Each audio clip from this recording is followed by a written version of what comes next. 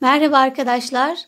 Evet, minnoş kedimizin bu bölümde son dikişlerini yapacağız ve bitirmiş olacağız. Ondan önce buradaki tüylü kısmını yapmak isteyenler için bunu herkes yapmak zorunda değil. Eğer yapmak istiyorsanız da benim kullandığım Flamingo Kins Yars, bunu kullanmıştım. Bunu herkes bulamayacağı için şu tuhafiyede var. Şu an stoklarında var. Sitesine yine yeniden stoklarda. Ama yine siz yakından almak istiyorsanız kendi çevrenizden bu tür iplerle de yapabilirsiniz. Peria, Alya, Babes gibi kuzu dediğimiz bu tür iplerle. Bu da yine panda var. Pandanın da bu çok güzel yumuş ipiyle de yapabilirsiniz. Veya başka daha elinizde bu tarz ipleriniz varsa bunlarla da deneyebilirsiniz. Bu tür alternatif çok arkadaşlar. Şimdi ben bununla başlıyorum. Şişlerimle. Şişlerim 3,5 numara. Artık elinizde 3 numara da olur. 4 artık hangisi varsa o şekil yapabilirsiniz. Şimdi neden şişli yapıyorum derseniz de daha böyle doğal dursun. Çok bir kabarık olmasın diye şişle yapıyorum. Tığla yaptığınızda böyle daha bir kaba duruyor. Kalın oluyor. Evet, bu arada şiş bilmeyen arkadaşlarımız da varsa onlar da yine tığla yapabilirler. Aynı şekilde yani şimdi bunu 3 tane ilmekle başlayacağım. Siz de 3 tane zincir çekeceksiniz. Şimdi ipimi şöyle kısa olarak ortadan böyle geçirdim. Şişimi içinden geçiriyorum. Şu an burada 2 tane ilmek var. Bir tane daha yapacağım. 3 oldu. İpim de çok uzun oldu. Bunu biraz daha kısa yapayım. Şöyle çok basit olandan başlayalım. Şöyle normal bir tane zincir çektim. Üzerine 2 defa daha parmağım içinden şişimi geçiriyorum. Bu kolay başlangıç.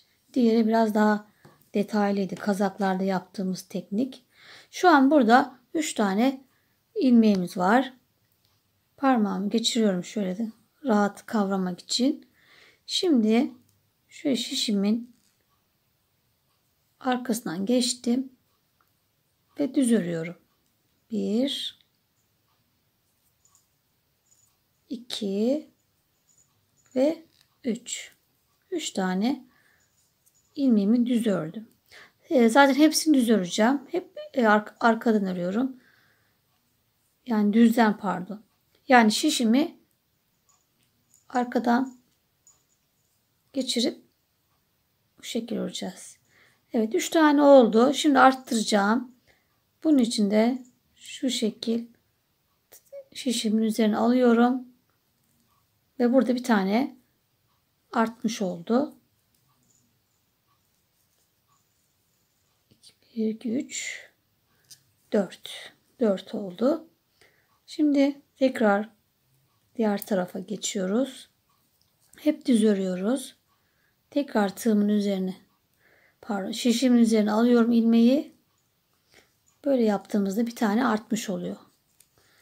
Bu şekilde hep düzden öreceğiz.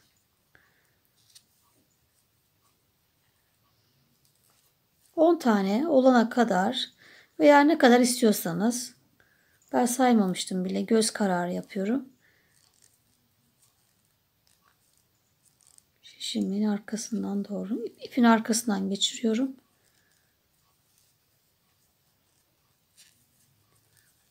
Hep arttırmış oluyoruz. Bir tane arttırıyor her sıra.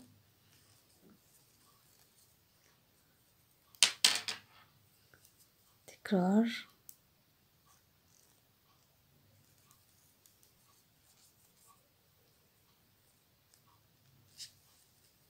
Bu şekilde devam edelim.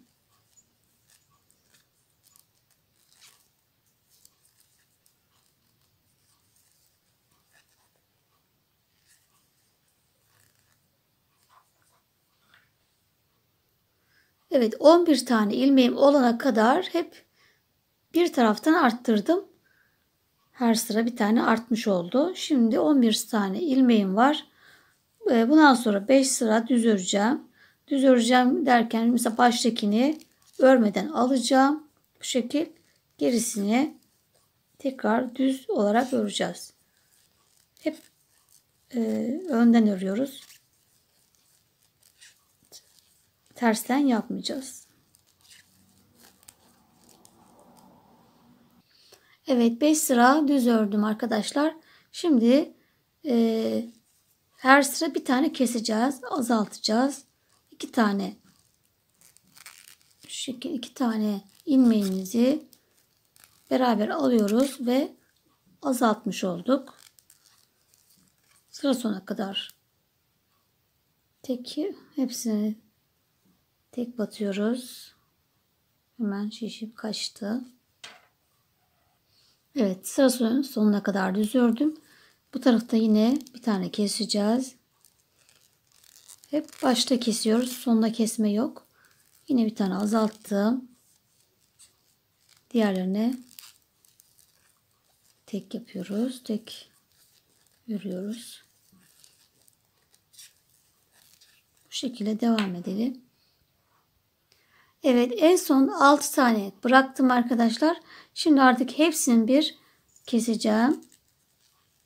Tek tek kesiyoruz. Şimdi bir tane ikisini bir aldım. Ördüm. Bir azalttım. Şimdi buradaki ipi bu tarafa geçiriyoruz. Tekrar ikisini bir alıyoruz. Beraber örüyoruz.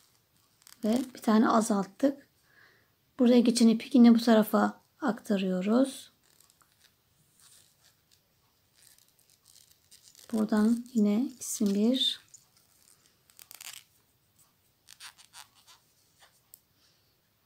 Müezzada öğrenmeye geldi. Bak kızım, böyle olacak, tamam mı? Böyle ikisini bir yapacaksın. Böyle keseceksin. Bana yardım edersin, tamam mı? Sen de öğren. Sana bir tane yelek öreriz. Gerçi kediler bir şey kıyafet giymiyorlar. O yüzden ben örmüyorum onlara. Zaten kürkleri var. Evet. Bu şekilde yapma kızım. Bitirmiş olduk. İpimi keseceğim. Çünkü bununla dikmeyeceğiz. Bundan dikilmez arkadaşlar. İpimi kesiyorum. Şöyle çektik ve tamam. Ve beneğimiz hazır. İstediğiniz boylarda yapabilirsiniz. Kendi tasarımınızı yapabilirsiniz. Şimdi geldi. Önce kuyruğumuzu dikelim. Evet, kuyruğumun yerini belirledim arkadaşlar. Şu diktiğimiz yerden itibaren sayacağız. 1, 2, 3, 4, 5, 6. sıramın üzerine koydum. Tam ortaladım. Ve şimdi dikeceğiz. Evet. Bir gövdeden batıyorum. Çıkıyorum.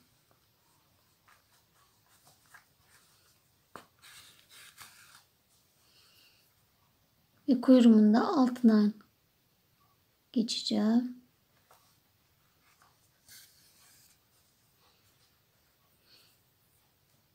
Tekrar bir gövdeden küçük küçük sık iğnelerle dikiyoruz. Kuyruğumun da altından giriyorum. Üstünden bu şekilde şöyle altından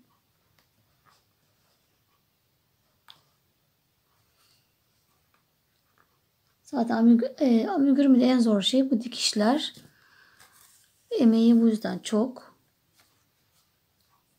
Dikişleri zahmetli. Yine bu şekil. Bir gövdeden bir kuyruktan kuyruğu alttan girelim iğnemizi.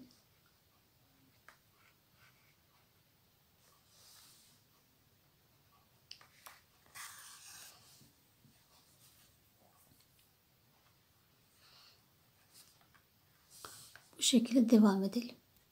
Evet, kuyruğumuzun iç kısmını dikerken Aynı boğazda diktiğimiz gibi bir gövdeden, bir kuyruktan hemen karşısından dikeceğiz. Yani size nasıl kolayınıza geliyorsa öyle dikin arkadaşlar. En kolay nasıl dikiyorsunuz? En kolay nasıl güzel görünüyor? Hani dikişlerin güzelliği de önemli. Muntazam olmazsa. Evet, kuyruğumuzu bitirmeye yakın. Şimdi böyle boşluk bırakacağız ve son doldurmalarımızı yapacağız. Güzelce muntazam bir şekilde dolduralım. Makasımızın ucuyla boşluk kalmayacak kadar güzelce dolduruyoruz. Evet, kuyruğumuzu da bu şekilde dikmiş olduk arkadaşlar. Şöyle de tel sayesinde şekille vermiş olduk. Yukarıya kıvrıldı. Şimdi önündeki tüylü kısmını güzelce ayarladım. Tam ortaya, boyuna doğru çektim. Şişle örüldüğü için çok rahat şekil almakta. Yana istediğiniz şekilde uzuyor arkadaşlar. Şimdi böyle ipimin de herhangi bir koton ipimin veya nakapulanta gibi katına ayırdım. Yani ince olacak ipim. Ucu küt iğnemle şu alttan bir yerden gireceğim. Artık nereme kolayıma geliyorsa şuradan bir yerden çıkacağım. Ve iğne ardı tekniğiyle dikeceğim. İğne ardı dediğimiz öne değil de hep arkadan dikmek demek. Bir arka ilmeğe gidiyoruz. Bu şekilde çıkacağız.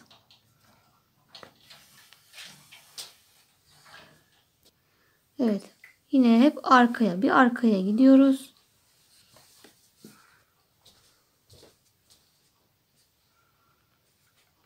İstediğimiz yerden çıkıyoruz. Önemli olan bir arkaya gitmemiz. Bu şekil iğne ardı şeklinde ismi iğne ardı tekniğiyle dikiyoruz. Zaten tüylü olduğu için gözükmüyor dikişlerimiz. Çok önemli değil yani. Muntazam olması içinde kayboluyor.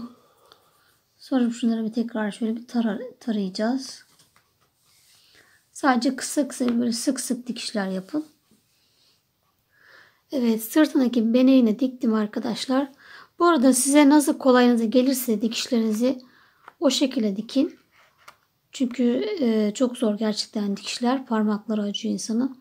Nasıl kolayınıza geliyorsa öyle dikin. Zaten ip tüylü olduğu için de gözükmüyor. Çok da sorun değil yani. Ve şu şekilde iğnemle de örerken ki içine kalan tüyleri de şu şekilde çıkarmış oluyorum. Daha tüylü görünsün diye. Bakın şöyle tüylü oldu. Evet, şimdi sıra geldi kafamızdaki detayları yapmaya. Evet, önce ağzımızı dikeceğiz arkadaşlar. Bu arada evet, ağzımızı dikerken şimdi en son bu şekil kalmıştı. İlmek kaydırıp bırakmıştık. Şimdi burayı şöyle düzelteceğiz. Arkadaki tek kattan alıyorum. Bu şekil orayı bir düzelttim. Şimdi şöyle çevireceğim. Orta noktaya geleceğim arkadaşlar. Hep şu içteki tek katlardan ortaya ipimi alıyorum.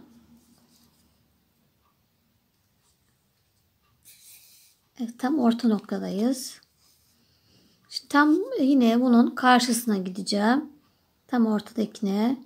Yine arka lobdan hep BLO'dan iğnelerimizi geçirelim. Belli olmasın. Bu şekilde çekeceğiz. Bize böyle dikerken kolaylık olsun diye.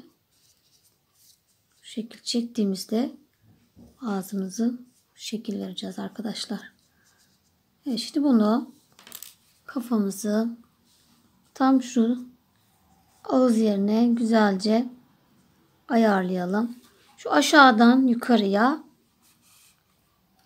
1, 2, 3, 4, 5, 6, 7'nin üzerine gelecek.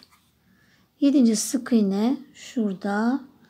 Buraya tam ortaya batıyorum. Şöyle ayarlayalım. Burnumuzun tam ortasına ayarlayacağız. 1, 2, 3, 4, 5, 6. Bir tane daha. 7.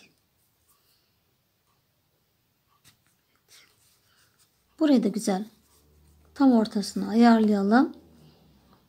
Şöyle de yine dediğim gibi ipimizi çekerek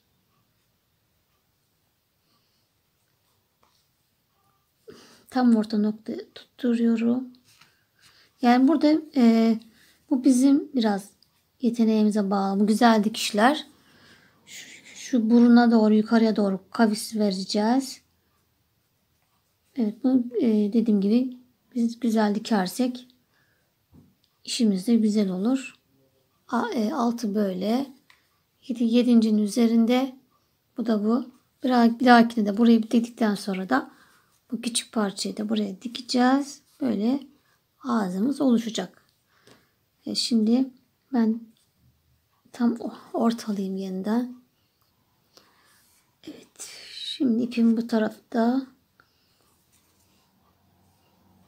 Tam burnumun orta noktasından dikmeye başlıyorum.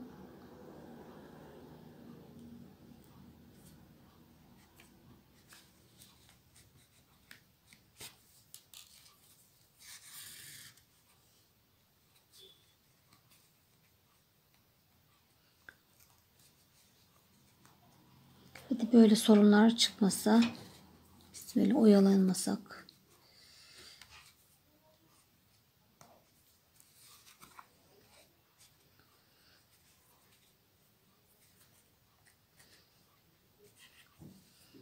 Evet.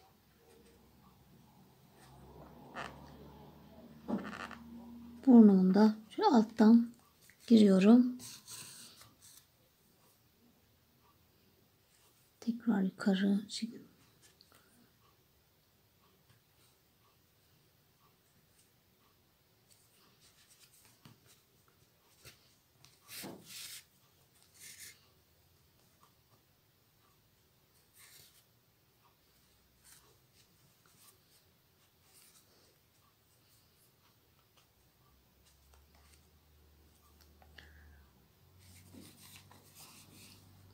Ağzını alttan veriyorum iğneyi.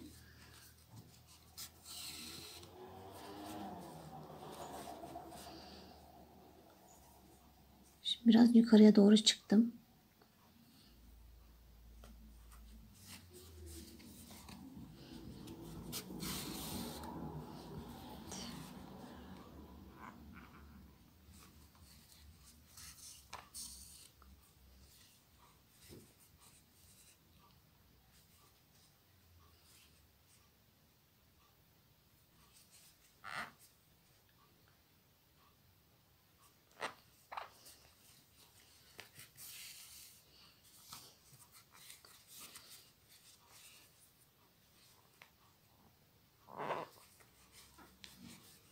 Ağzımın altından giriyorum arkadaşlar dikerken. Yani bu şekilde biz kendimiz yukarıya doğru şekil vereceğiz.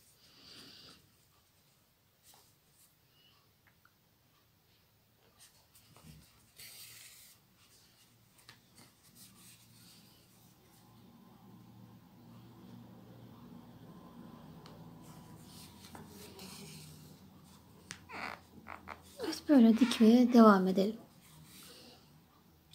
Evet, şimdi ben yarıya kadar diktim arkadaşlar. Şimdi yarı kısmını elyafla dolduracağım. Yine makasımın ucuyla şekil vereceğim. Şöyle güzel dolduralım.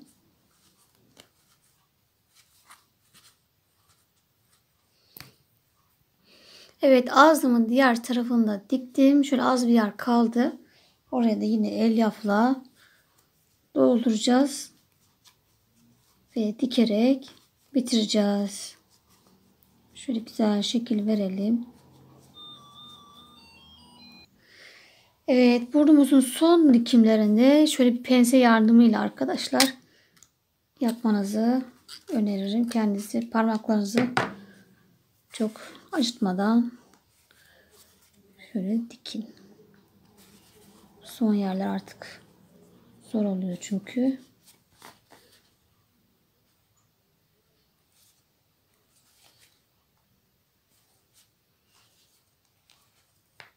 Bak, takılıyor. Hemen pensemizle çekiyoruz.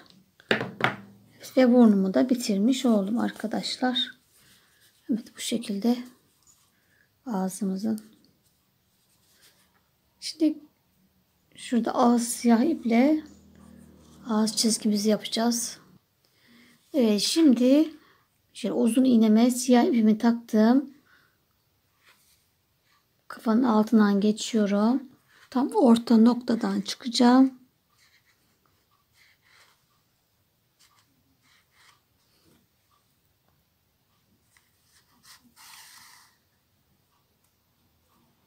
Evet. Şu şekil tam ortadan çıktım. Yine aşağıdan tam ortadan da girip kafadan alttan çıkıyorum. Şöyle. Hem de şöyle çekiyorum arkadaşlar. Burayı çekerek daha da yuvarlak görüntü veriyorum. Tekrar ortadan çıkıyorum. 2 kere yapıyoruz bunu. İpimiz sabit olsun, çıkmasın diye. Evet. İkinci katını yaptık. Yine aynı yerden aşağıdan çıkıyorum.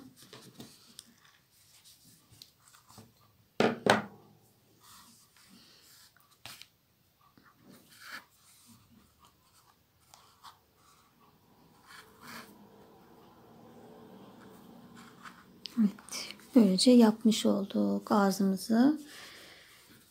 İpimi de şuraya iç kısma tutturacağım. Kafamın arkadaki tek katta şöyle tutturuyorum. Yani buraya yapıyorum ki bırakmasın diye. Şimdi içine düğümü atsam, oraya kessem kendini bırakabilir. O yüzden arkadaki tek kata görünecek şekilde oraya bağladık. İpimizi kestik. Böyle içeride kalacak. Gördüğünüz gibi ağzımız tamam. Şimdi küçük ağzımızı yapalım.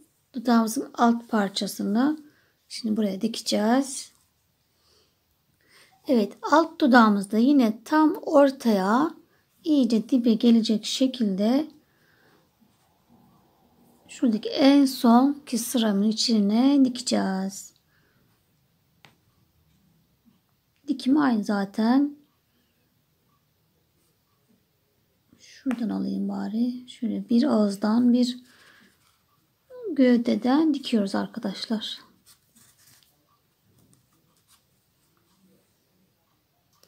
Evet, ağzımıza diktik arkadaşlar. Şimdi hızlıca kaşlarımızı yapalım.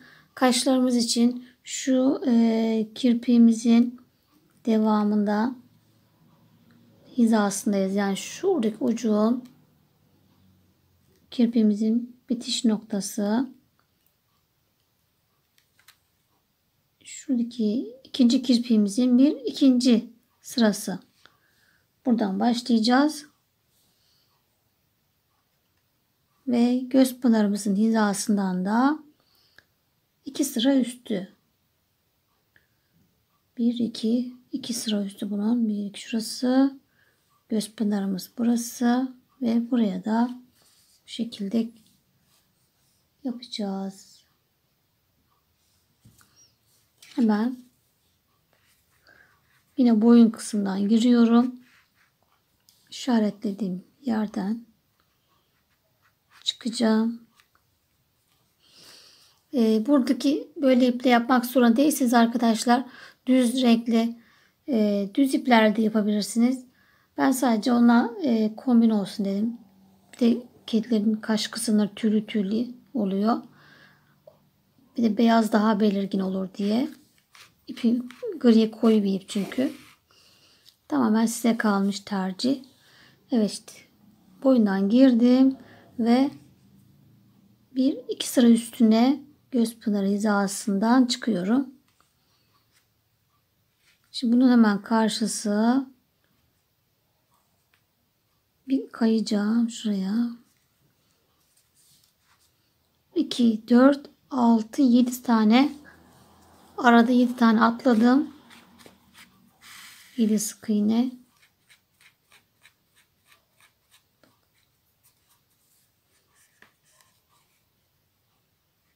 Tekrar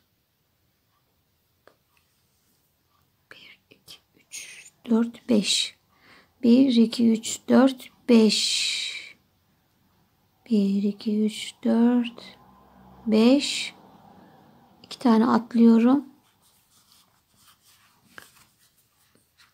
Ve yine aşağıdan çıktım. 5 sık iğne var arada. Evet, kaşlarımız da bitti arkadaşlar. Bu arada burada ben 2 diye saydım ama buna göre 1 gibiymiş. Şöyle baktığımızda bu da 2 ama şu arası 5 farklı yani 1, 2, 3, 4, 5. sıra gibi. Yani bir sıra fark var sadece. Artık ben de bozmadım. Böyle de güzel oldu. Çok fark etmedi. Bir sıra sadece. Evet, bu şekilde böyle de yaptığınız zaman kediniz üzgün oluyor. Bakın böyle üzgün. Böyle de şaşkın. Böyle de çocuğunuz için güzel bir de eğlence olmuş oldu. Şimdi hemen kulaklarımıza dikeceğiz. Sonra bıyıkları yapıp kedimizi bitirelim artık. Evet, kulaklarımın yeri için sihirli halka, ortadaki sihirli halka birinci sıramız 1, 2, 3 ve 4. sıramız şöyle net olsun. 4. sıramızın üzerine koyuyorum. 1, 2, 3, 4 yani 5. olmuş oluyor. 4 açıkta kalacak. 5.'nin üzerine tam ortaya, yandan tam orta şöyle birimi belirledim. Toplu iğnemle tutturuyorum.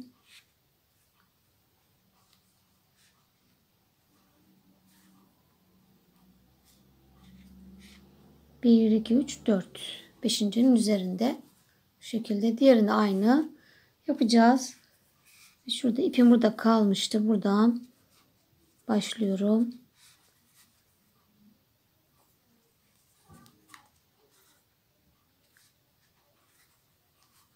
Bir gövdeden, bir kulaktan dikeceğiz. Dik olarak.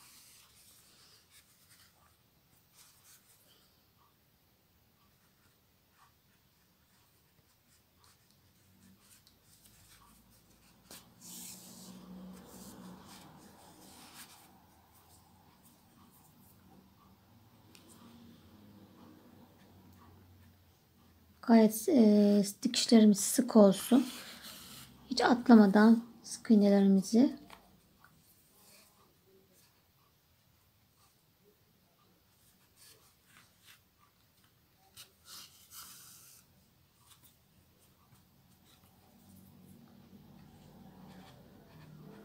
bu şekilde dikmeye devam edelim.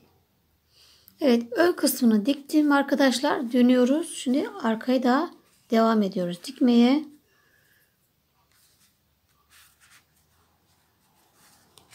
Bu şekilde bir kafa, bir kulak karşılıklı dikiyoruz.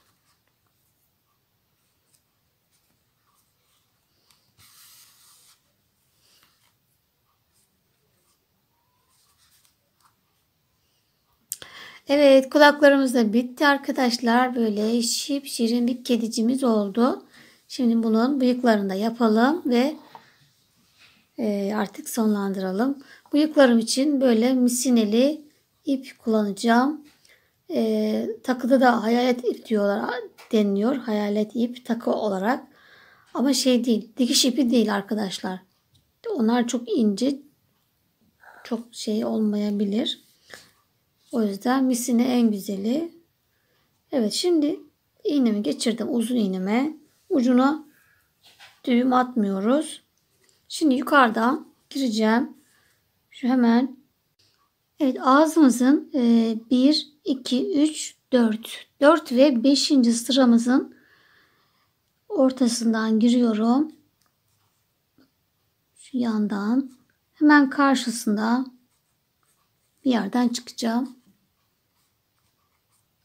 Dik olarak yaptım. Ve misinemi de bıyığımı istediğim ölçüde bıraktım. Yani zaten uzunlu kısımlı olsa da önemli değil. Tekrar keseriz. Evet, çıktım. Hemen yanındaki sık iğneden giriyorum. Ve aynı yerden çıkıyorum. Aynı yerden çıkıyorum arkadaşlar. Şöyle. Evet. Şimdi tekrar bir daha aynı yere batıyorum. Şimdi farklı bir sık iğneden çıktım. Ve yine yanındaki sık iğneden aynı yerden çıkıyoruz. İpimiz böyle hayalet ipi olduğu için yani misine görünmüyor. O yüzden buralardan giriş çıkış yapabiliriz. Sıkıntı değil. Görünmüyor arkadaşlar. Evet, şimdi ikisini aynı boyda keseceğiz.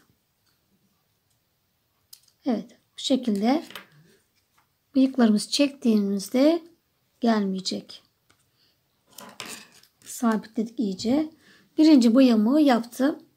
Şimdi ikinci de bir sık iğne atlıyorum. İkinciden yine tam karşısına gelen yerden çıkıyorum.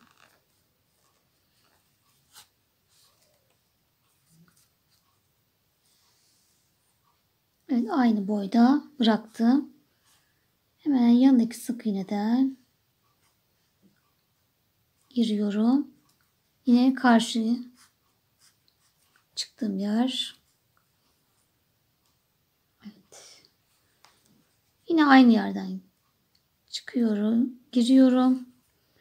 Şimdi başka bir sık iğneden çıkalım. Evet. Ve tekrar yanındaki sık iğneden giriyoruz. Aynı yerden tekrar çıkıyoruz. Evet. Bu şekilde arkadaşlar bütün bıyıklarımızı aynı teknikle yapıyoruz. Boylarındaki ikisinin şöyle bir arada tutup kesiyoruz. Ve bu şekilde bıyıklarımız oluyor. Çektiğimizde asla gelmiyorlar. Şimdi diğer taraftaki bıyıklarımı da yaptım. Üst sıraya devam edeceğim. Orada kalmışım ben. Bir üst sıraya da tekrar bir iki tane daha yapacağım. Siz de istediğiniz şekilde yapabilirsiniz. Evet, bıyıklarımızı da yaptık arkadaşlar. Sıra geldi göz çukurlarımızı yapmaya. İsterseniz bu şekilde de kalabilir. İsterseniz de yüzünü de şekillendirebilirsiniz. Şimdi ben kendi rengiyle yapacağım. Benim Lanoso ile yapıyorum. Gayet sağlam bir ip. Çektiğimde kopmayan. İpleriniz kopuyorsa ona göre sağlam ipler yapın. Şimdi Alize Cotton Gold'lu yapan varsa onlar o ipler kopuyor arkadaşlar. Şimdi boynundan girdim. Gözümün tam orta noktasından çıkıyorum. Yani şu orta noktası derken orta hizasının hemen gözümün yanından çıkıyorum. Bu gözlerin arkaları takma yerleri biraz çok büyük. O yüzden zor oluyor. Diğerleri gibi değil. O yüzden gözün yanında işleyemedim. Evet, şimdi tam ortadan çıktım. Hemen karşısındaki hizadan tekrar batıyorum. İşte şeye denk geliyor hep.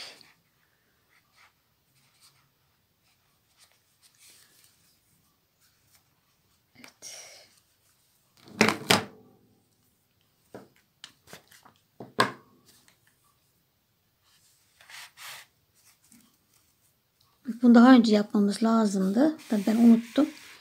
Şimdi böyle oyalıyor bıyıklar falan. Evet, şimdi gözümü iyice çekiyorum. İpimi bu şekilde iyice çekiyorum. Şimdi bir tane daha yapacağım. Aynı şekilde böyle yaparsak yoksa ip kendini bırakacak. O yüzden 2 kere yapmak gerekiyor. Sabit kalması için. Tekrar iyice çekeceğim.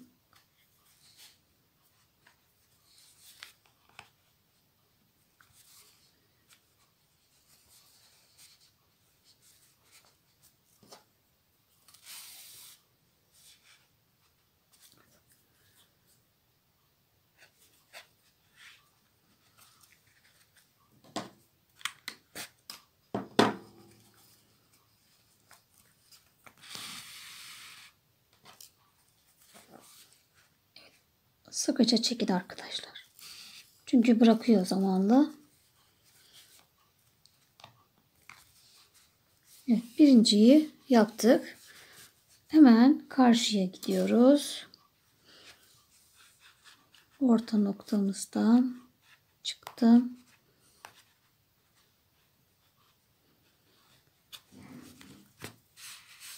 Bir yandan tekrar çekeceğim.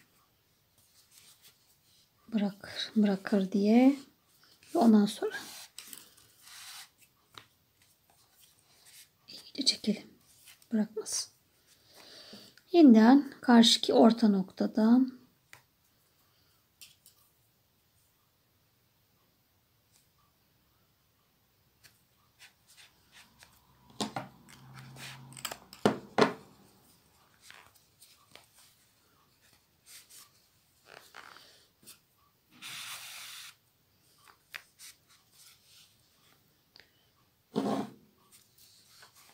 iyice aslalım.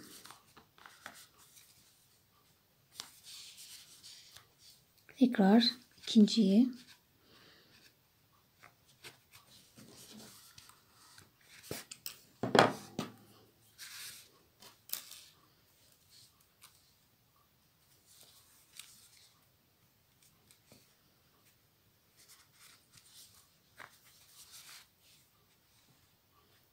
Devamlı çekelim. Bir yandan bırakıyor çünkü.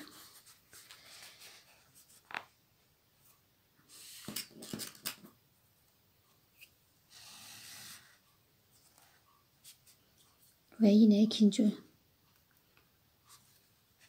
yapışımız.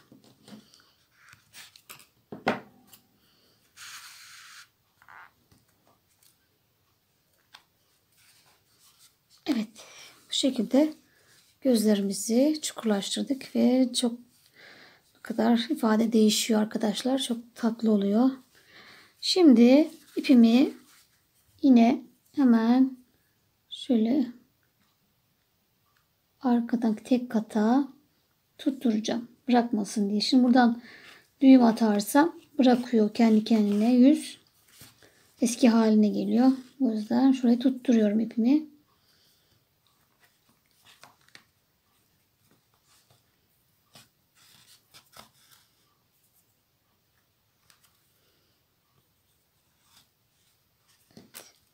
Evet, artık ipimizi kesebiliriz.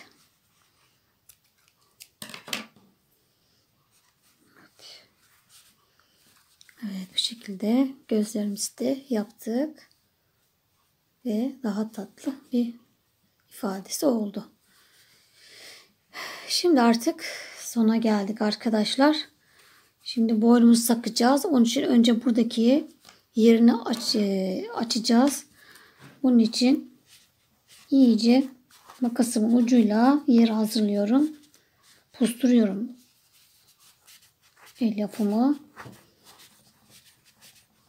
Yuvarlak bir şekil alana kadar iyice elyafımı söndürüyorum. Evet, kafamın içerisini iyice yerini açtım. İçine hiç çıkarmadım. Sadece makasımla bunu sıkıştırarak yaptım. Bu şekilde iyice güç vererek arkadaşlar. Bakın bayağı içi yuvarlak. Şimdi döner kafa yapanlar bu şekilde yapacaklar. Yok ben sadece dikeceğim derseniz de yine aynı boynumuza daha önceki dikiş yaptıklarımız gibi dikeceğiz. Şimdi bunu buraya yerleştireceğiz. Biraz şöyle uğraşmak istiyor. Şöyle makasımın ucuyla da ite ite yerleştireceğim.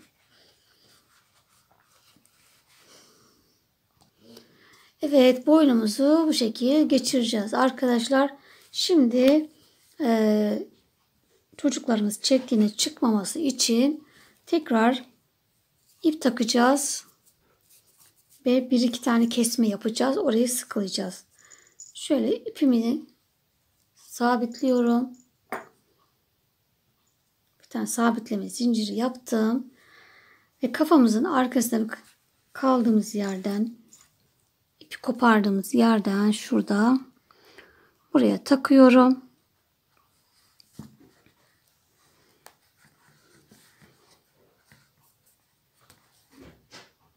Evet, taktık burayı. Şimdi kafayı aynı kesiyoruz tekrar. Yani azaltıyoruz. 2 tane sık iğneyi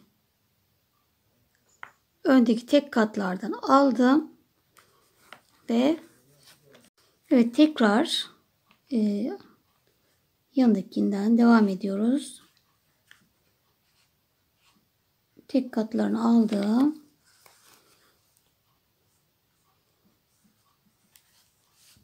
ve kestim. Yani bunu kafamız iyice çıkmayacak gelene kadar yapıyoruz. Şu an 2 tane kestim ben. Üçüncüyü yapıyorum. Bu üçüncü yeterli olacak herhalde.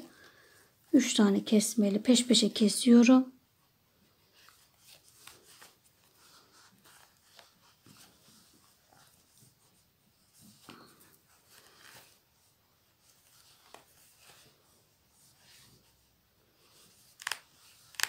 Evet, 3 tane kesme yaptım sadece.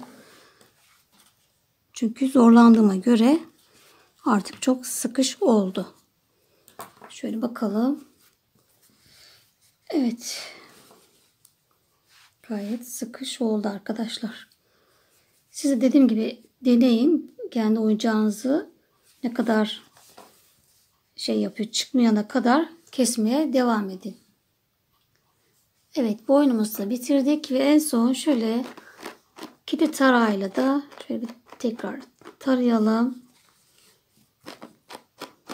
Arada kalan iplerimiz de çıksınlar. Evet, bu şekilde bunu da bitirdik.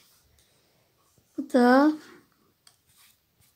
kedilerimiz ikilendiler. Yine şöyle baksın, biri böyle baksın, biri öyle baksınlar. Şöyle size bakıp evet, takma burunlu ve işlenmiş burun. Hangisi elinizde varsa onunla yapın arkadaşlar. Evet. Kedilerimiz tatlış tatlış ikiz kediler oldular. Kuyruğumuzu da şöyle kıvıralım iyice. Evet arkadaşlar. Beğendiyseniz beğeni ve yorumlarınızı eksik etmeyin. Abone olursanız olmayan arkadaşlarımız da lütfen abone olarak destek olsunlar. Evet, bir videomuzun daha sonuna geldik. Bir canlı yayın yaparız inşallah. Tekrar orada da hem sohbet ederiz hem de kedilerimizle tekrar konuşuruz. Evet, bu şekilde arkadaşlar. Yeni bir videolarda görüşmek üzere. Hoşça kalın.